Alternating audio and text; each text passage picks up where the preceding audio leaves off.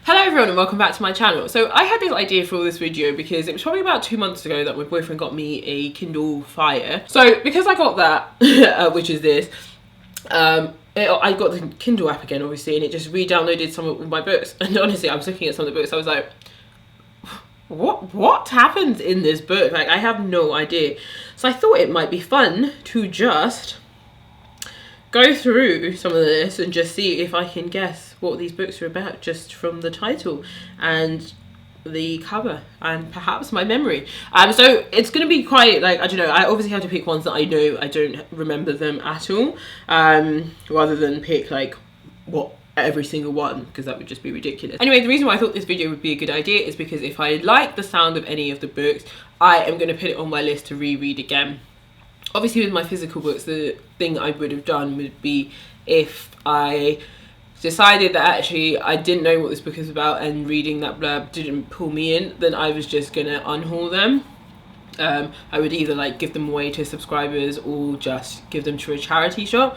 Obviously can't really do that with ebooks, so yeah, we're just going to see whether or not I'll read it again. But I actually wanted to do this video as well when I went back home, because I looked at some of the books in my shelves when I was just trying to pick stuff that I wanted to reread, and I was like, I have no idea what this book is about. Like, I have a book on there by Hilary Mantel, and if you had asked me if I've ever read a book by Hilary Mantel, I would have told you no. But apparently I have, but I did not know that. I don't even know what the book is called. Obviously, when I was at home, I looked at it on my shelf, but I didn't even pick it up to read the back because I was like, I've clearly forgotten it, but like it just wasn't that good. So yeah, I just wanted to do this video. We'll see how it goes. I've got my glass of mulled wine here. Tis the season and all of that. I mean, it's still the end of towards the end of November, but it's the season and all that. The first book that I'm going to pick here is called The Backpacker. I don't think there's much point in showing you the screen because you won't be able to see it, and I won't screen record it, so I'll just hit the package, the cover on the screen. And so yeah, the first book is The Backpacker by John Harris. Now this picture has a boat and a rock.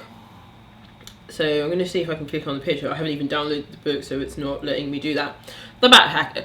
This is probably about backpacking, no less. But I don't know, is it a gap year book maybe, about going on gap year? Is it a book that's a bit like Into the Wild? I feel like it might have that sort of vibe. Probably goes to Thailand or something like that. Oh no, it's just opened up the first page and it's like a list of 1 to 5 of things he wants to do. Oh no, no, it's saying author's note. No, just take me to the cover. Oh. The tagline on this, well, a quote from someone says, read this, you will not regret it, like the beach, but this one is true. I've never seen The Beach. Is that the one with Leonardo DiCaprio? Please don't shame me for this. I haven't seen a lot of films and it irritates people to no end because they'll just be like, oh okay, and then they'll name a film like I haven't seen that, and then they'll keep naming more films. I'm like, when I said I haven't seen many films, I wasn't lying. Like, I don't do it to be cool, I just haven't seen many films. I don't know what the backpack, I would just say it's a travel book, like, you know, it's a travel book about him and he goes travelling, like that's what I'm gonna say it's about. So now what I'll do is go to Amazon and read the blurb, and so we'll see what it's actually about. Okay, I did a terrible guess at guessing what that's about, like, but then the title and the cover didn't really give much away. And I can't remember the book at all. But apparently I gave this book 3 stars. I just decided to go to Goodreads instead of Amazon now, because at least Goodreads will let me know the rating if I have rated it. It says here, John's trip to India starts badly when his girlfriend, with whom he is travelling, returns home. Left to his own devices, he soon finds himself looking at a sharp end of a knife, at the sharp end of a knife in a train station cubicle. But his life is saved and turned upside down by Rick, a fellow traveller who persuades John to question his mundane plans for the future, risking it all for much more. For much more.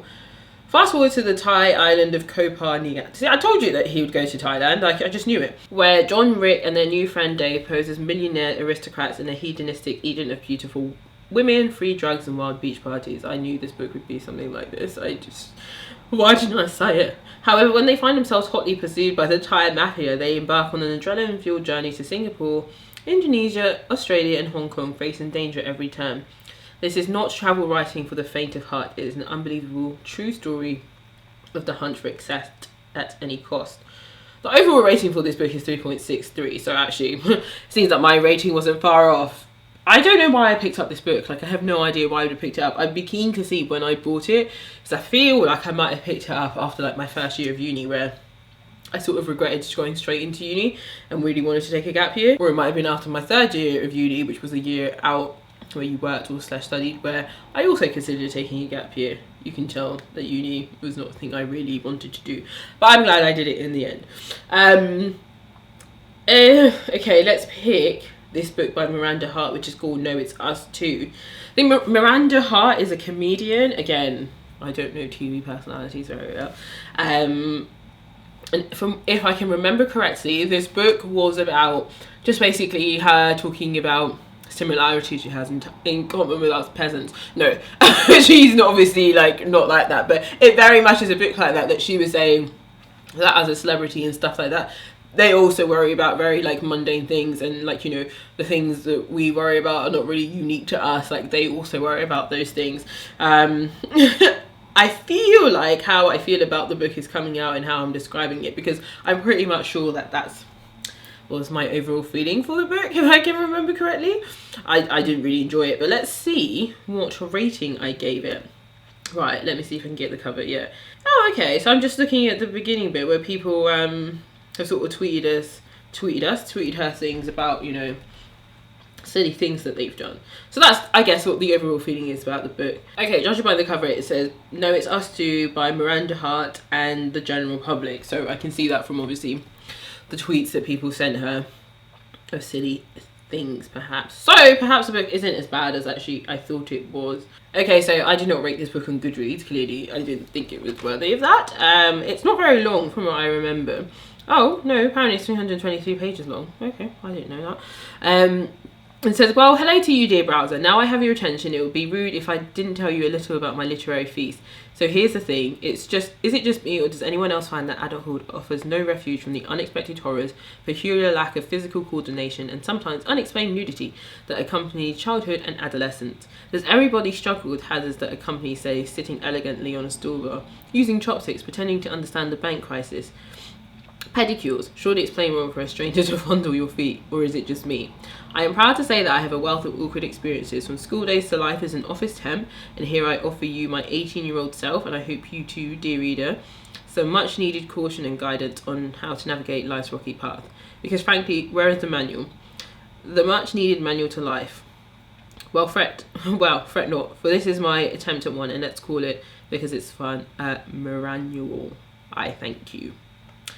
Okay, I don't know why I have this overall sense that I didn't really like this book. It's got an average rating of 3.81 on Goodreads, so I don't know. Another book is 39 Weeks by Terry Douglas. I'm just going to go ahead and assume it's about pregnancy. I feel like this was a book, it was either like a Kindle Unlimited book or like a self-published book on Kindle. The cover doesn't look like it's been designed by anyone. I feel like it was written about that.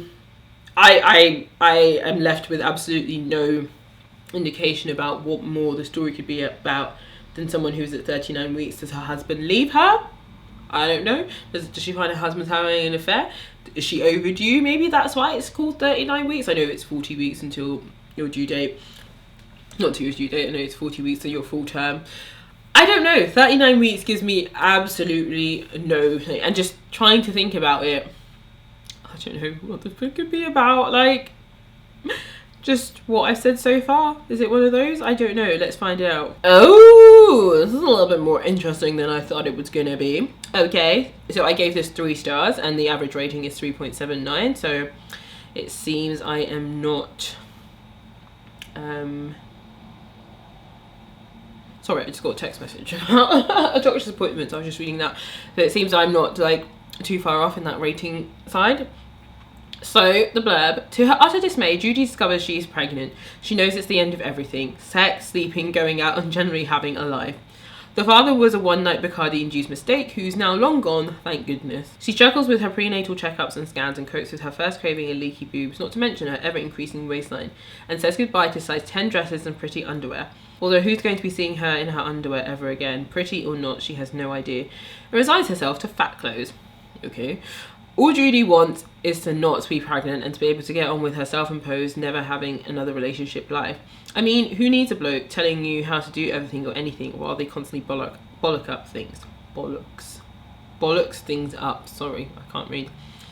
Then, to add to her quandary, on a last fling night out before the bumps get too noticeably big, she meets the gorgeous Rob, who could have been her the one if only she wasn't pregnant.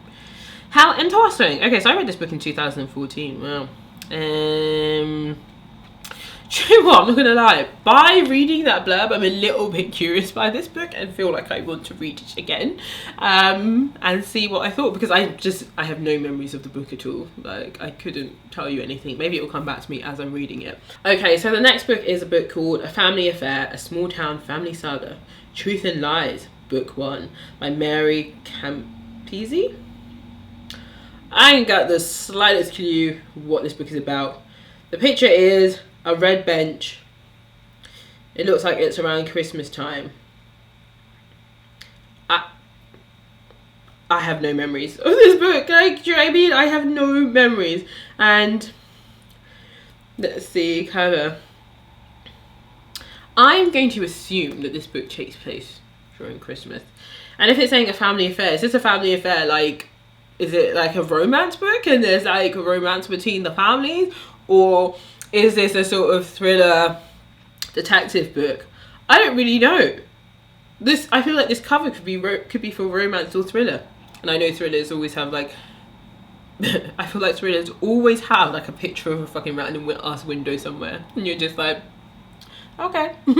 There's a window, it's dark, there's some bright colours around it, like a blue, the text of the author's name and the font, and the title of the book is in yellow, and that's it. This book could be anything. Truth and Lies, Book 1. Clearly this is not a book that I ever read like book 2 or anything else in, because clearly I have no idea about it. Oh my god, looking at the introduction, right? There is 14 books in this series! This is crazy! Not that it's got 14 in there, but that like I've picked up one and like never... I can't even tell you a single thing about it. Oh, okay, I'm reading the introduction, that's not what I'm supposed to do. So basically, no, I can't even begin to make up what I think the book is about, so I'm just going to go on Goodreads. Okay, so I gave this book 3 stars, and the average rating on Goodreads is 3.67, so that's not bad. I read it in 2013, so, okay, I feel okay, it was 7 years ago, but there are books that I read around that time that I do remember, so clearly this wasn't the one for me. It says here, a family affair is where it all began. Heartache, betrayal, forgiveness, redemption, all wrapped up in the people you will love to love and those you will love to hate. When Christine Blackworth's larger-than-life father is killed on an icy road in Magdalena, New York, 100 miles from the getaway cabin he visited every month. This is coming back to me. She discovers a secret that threatens everything she's always held to be true. Her father has another family, which includes a mistress and a daughter. Yes, this is coming back to me. Determined to uncover the truth behind her father's secret life, Christine heads to Magdalena, prepared to hate the people who have caused her to question everything she thought she knew about her father. But what she finds is a woman who understands her, a half-sister who cherishes her, and a man who could love her if she'll let him. The longer she's around them, the more she questions which family is the real one. Well, you're not adopted, so that's still your real family. That's it. And yeah, this was actually published in 2013. I guess in that time she was wrote like a whopping 17 or whatever books. I don't know how many I said it was. You know what? I might pick this up and reread it again, you know. I vaguely remember it. If I gave it 3 stars, that means I didn't dislike it. But it seems a general actual consensus for all the books that I have talked about so far. I gave 3 stars. So I don't know. This one goes on the list, but I'm going to leave this video here for today because I think it's actually getting a bit long. But because basically the reason why I thought this sort of doing this video again would be cool and stuff like that is because there's a whole bunch of books that I know I want to reread, and I kind of want to start prioritizing my rereads, like not all the time, but there are lots of books that I just loved and I'd love to go back and see if I loved them as much as I did the first time, or just, you know, if they're like non-fiction books, it's usually just to make sure I'm absorbing the sort of lessons that they're telling me. So that's kind of why I'm doing this, but hopefully that gave you some insight into like some of the books that I read. This is probably, yeah, definitely going back to like 2013, 2014, and they're definitely books that I won't have ever spoken about on my channel, so maybe you found some new books to read and go and check out. If I decide to read any of these books, I will just make them into reading vlogs, and maybe I will talk about them in sort of recent reads and wrap-ups and stuff like that. It's just because right now, like I don't really have any plans to do wrap up, so then I feel like I'll do this video and you'll never hear about that book again. So maybe a reading novel will be the way to go. But thank you guys so much for watching this video. I hope it was in some way helpful or a little bit insightful. Yeah, that's it. Thank you for watching, and I'll catch you in another video. Bye.